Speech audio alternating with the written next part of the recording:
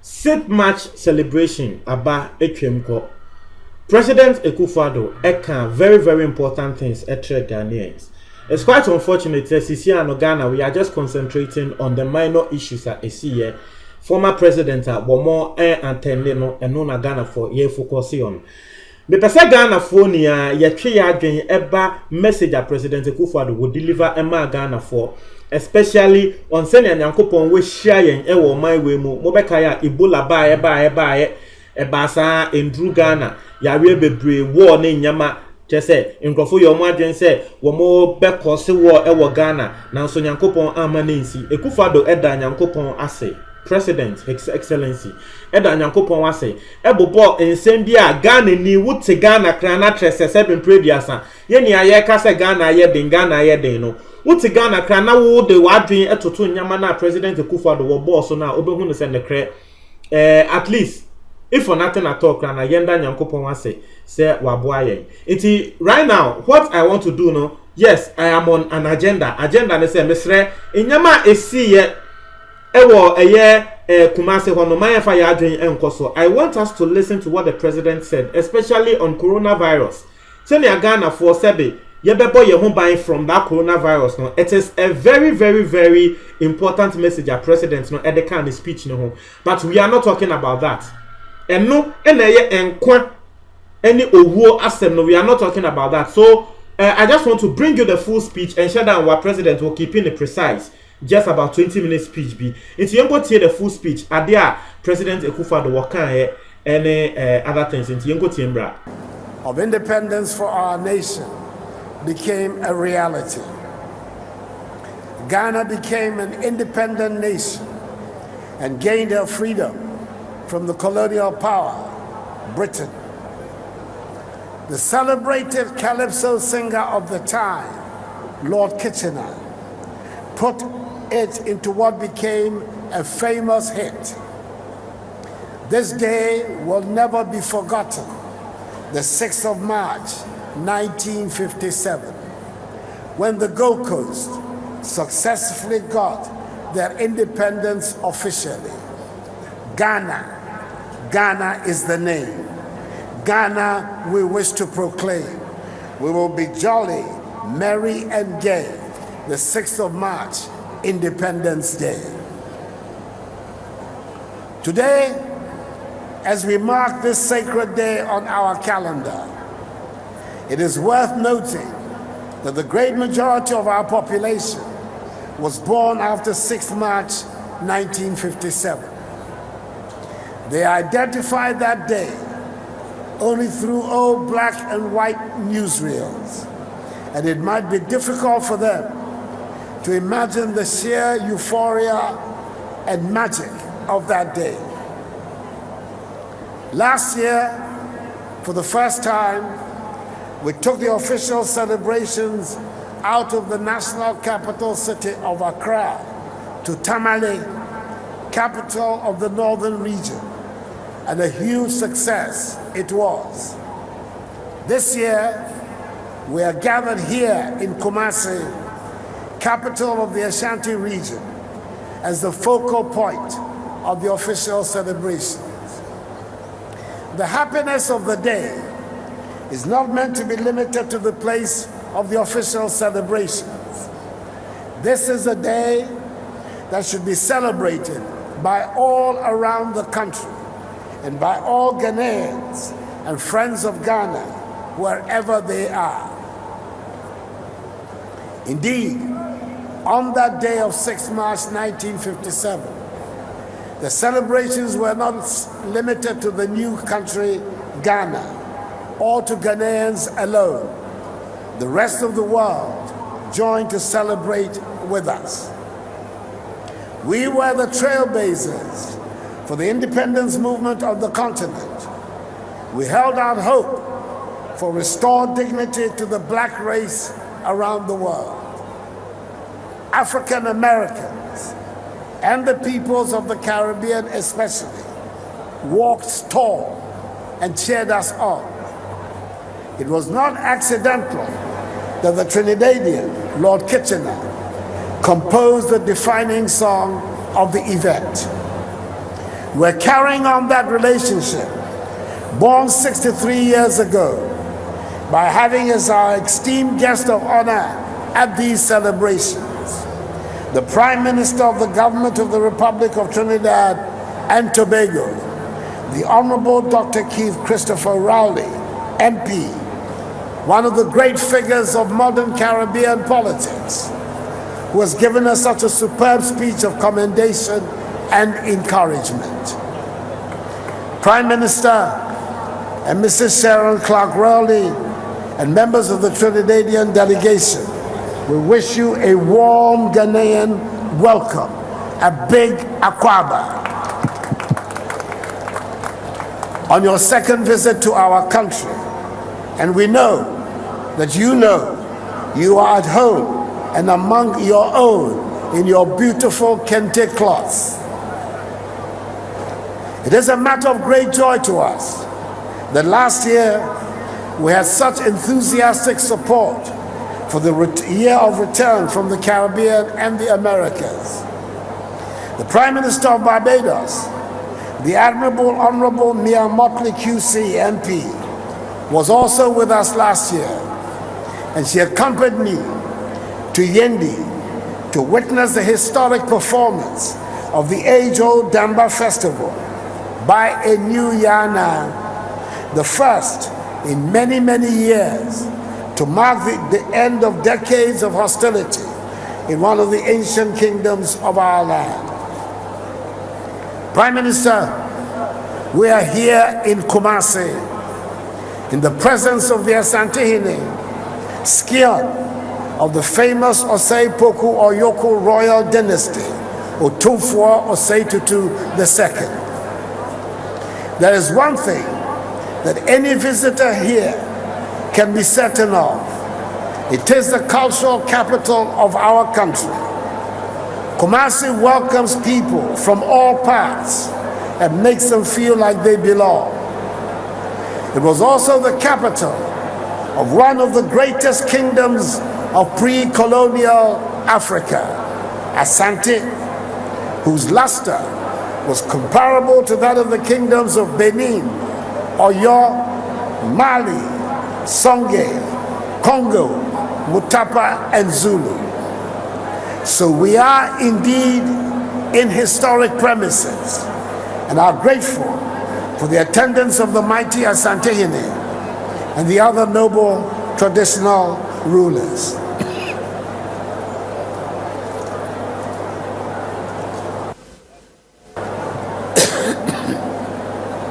Fellow Ghanaians,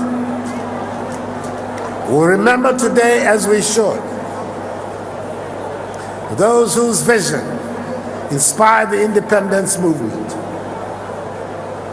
We pay homage today as we should to those who dare to dream of this kaleidoscope nation made up of different peoples.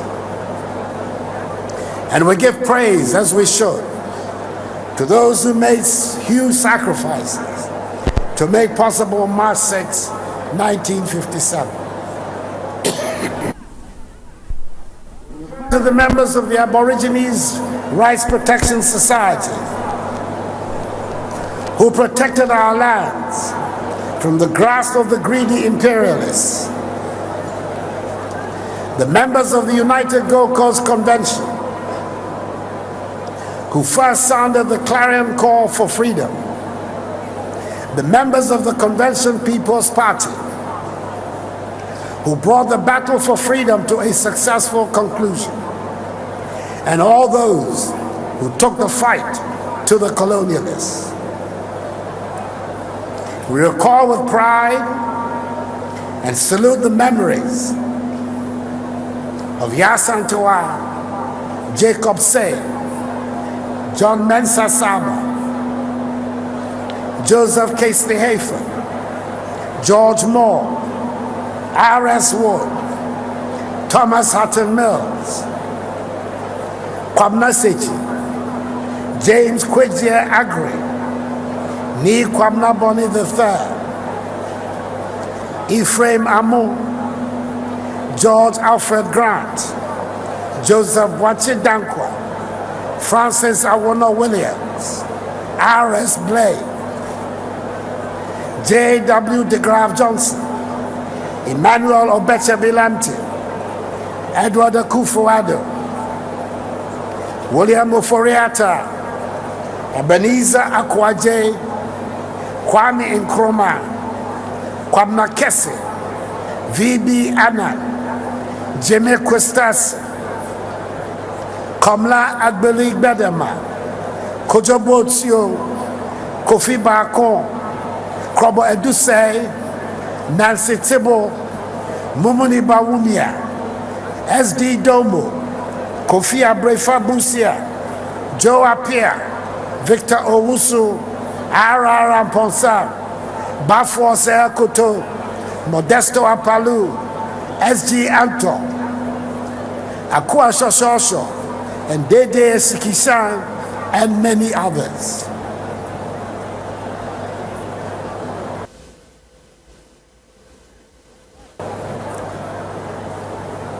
Since we gained our independence, we've had difficulties and stumbled in the search to reach our potential. But Ghana has never lost her position as the inspirational leading light of the African continent. At 63, we know that we have squandered many opportunities that properly utilized would have brought us to the economic breakthrough to which we aspire. We lament, and rightly so, the infrastructure deficits that plague all sectors of our lives, and the considerable number of our people who still live in poverty. But if truth be told, we have solid reason to rejoice and be thankful to the Almighty, for this is a blessed nation. It is a good thing that we are usually so very hard on ourselves, and the critical voices sometimes drown out everything else. For as long as we have not achieved our economic goals, we cannot and should not relax and be complacent. However, we should learn to count our many blessings and not talk ourselves down unnecessarily.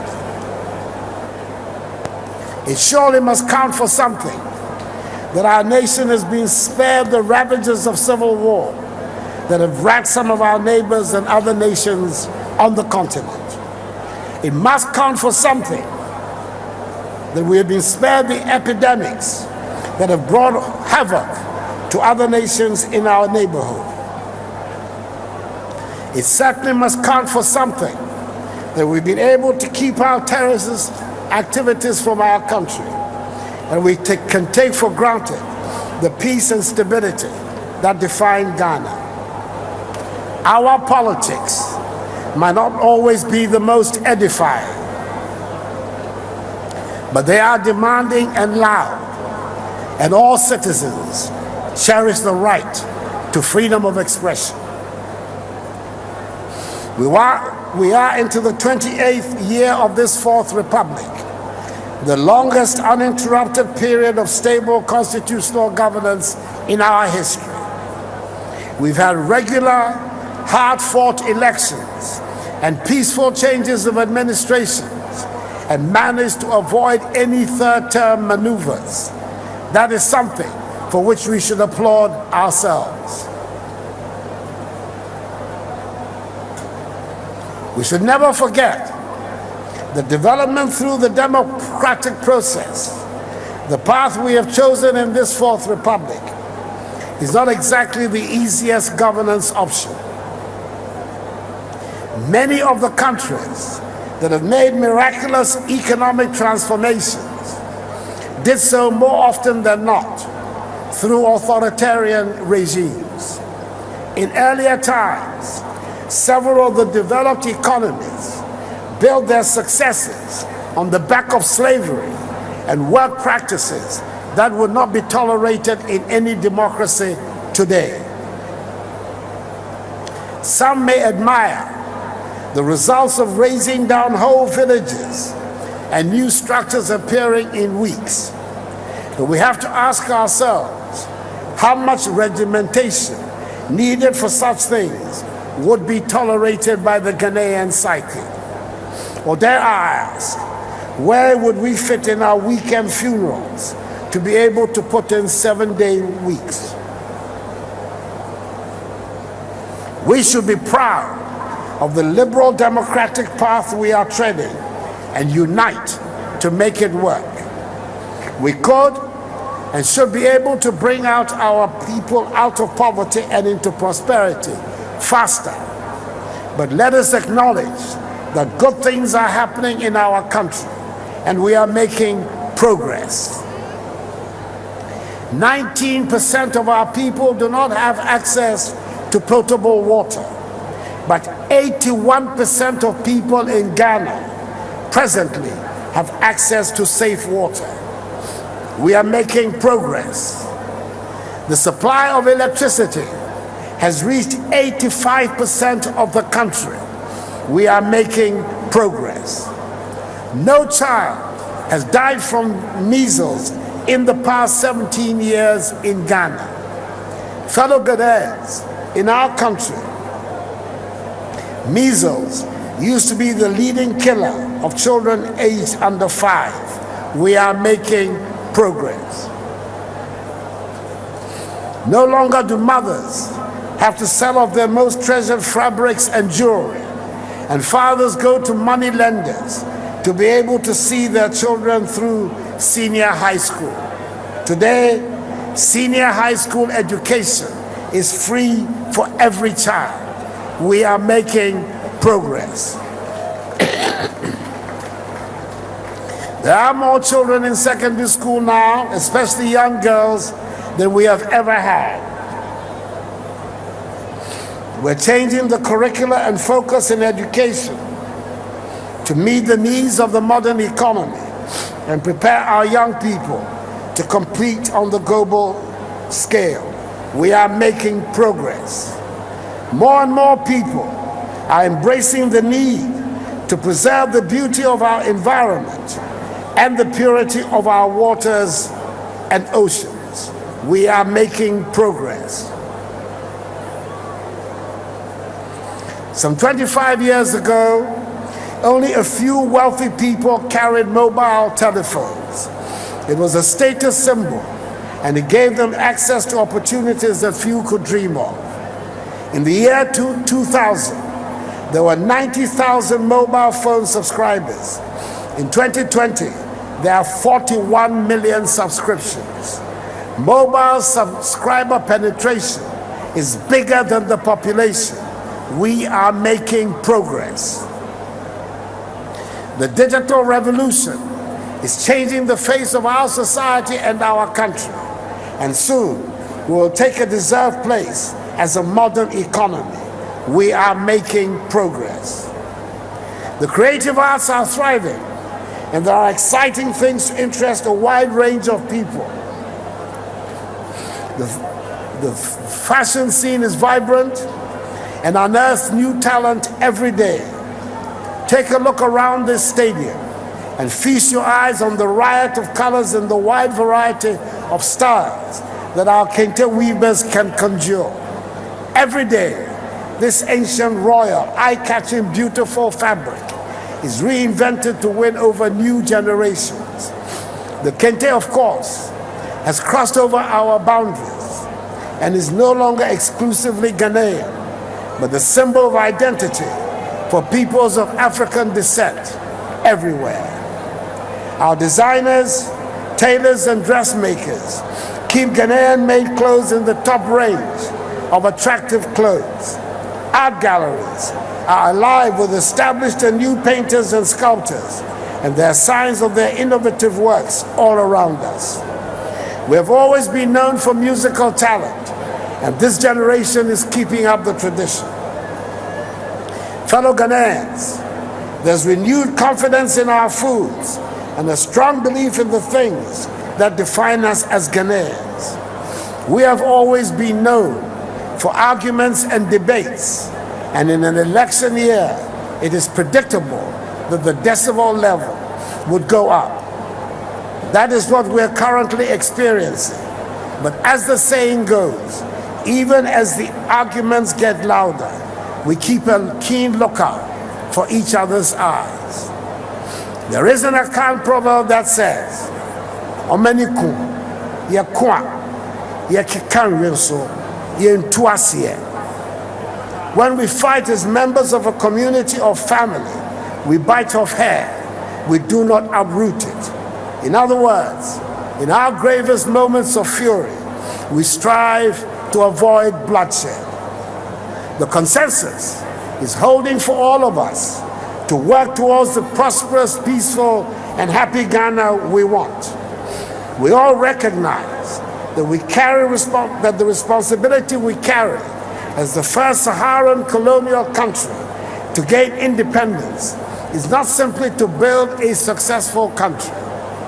We owe it to the rest of the continent and the black race to demonstrate that indeed we can build and run a successful, prosperous, and happy country. This is a task we do not shirk and which all Ghanaians accept. Our Pan-African vision remains on course as we continue to be in the front line of the effort to forge a united Africa, and our peers have conferred and honored us with the duty to host the Secretariat of the African Continental Free Trade Area. We are making progress.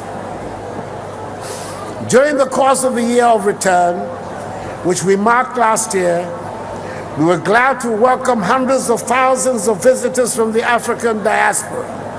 And we're hoping that the renewed relationship between Ghanaians and our kith and kin from the Caribbean and the Americas will grow from strength to strength. The initiative of Beyond the Return is the vision of a black world on both sides of the Atlantic, which leverages hard work, enterprise, creativity, and innovation to engage in mutually beneficial trade and investment cooperation that will guarantee the prosperity and dignity of black people the world over. I must say something before I conclude about the subject that currently concerns the whole world, and that is the novel coronavirus outbreak. It is a medical crisis that is bringing in its wake deaths and economic difficulties, and is spreading fear and panic throughout the world.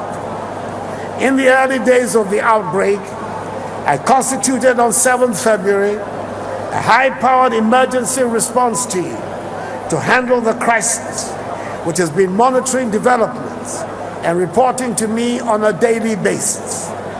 Strict checks at our entry points are being conducted with rigorous screening procedures. Isolation and treatment centers have been designated for potential cases, and a quarantine center has been set up. 5,000 personal protective equipments for health workers have been procured and distributed to all regions and major health facilities, points of entry, teaching hospitals, treatment centers, and selected health facilities. Additional protective health equipment is being procured. Training of health workers in the treatment of the disease is being provided and is ongoing. In the interim, non-essential travel into Ghana is being strongly discouraged from high-risk countries, namely China, Iran, Italy, Japan, and South Korea. We're counting on the experts to do their part to safeguard us, but we all have a responsibility to take measures to help ourselves and each other. The recommendations are for each one of us to practice basic personal hygiene and be extra careful with sanitation. For the time being, as the Ministry of Health has advised, we have to revisit our custom of shaking hands and stop doing so completely. And we must cover our mouths when we cough or sneeze. We should pray, of course, that the Almighty continues to shield us. But it is also the time to pay attention to the health experts and reject all fraudulent claims for cures that would only threaten public health and safety. Please listen to and take seriously the public education messages being put out by the public health authorities. And I urge the churches, mosques, traditional authorities, civil society organizations, and opinion leaders all to join in helping to keep Ghana safe. We appreciate the active collaboration being offered by us by the Global Health Authority, the World Health Organization, and by Friends of Ghana in these trying times. The government, on its part, is determined to do whatever is necessary, including providing the requisite resources to ensure the safety of the population. Fellow Ghanaians, we've been treated to a marvelous performance by school children and men and women from the military and the services. It took hours and weeks of practice to be able to put up such a flawless display, and I wish to congratulate them all. The lessons will not be lost on us. To you, the men and women of the military and the services who put your lives on the line to keep us and the country safe, I say Ghana is deeply in your debt. To you, the children who have been part of the captivating ceremony, I say very well done, and prepare yourself to carry the torch into a greater and brighter future. I wish all Ghanaians and friends of Ghana across the globe a joyous 63rd Independence Anniversary. And once again, Prime Minister Rowley, thank you, your wife, and your delegation for coming from Trinidad to join us to share our special day. May God bless us all and our homeland Ghana and make her great and strong. I thank you for your attention. Thank you very much, Mr. President.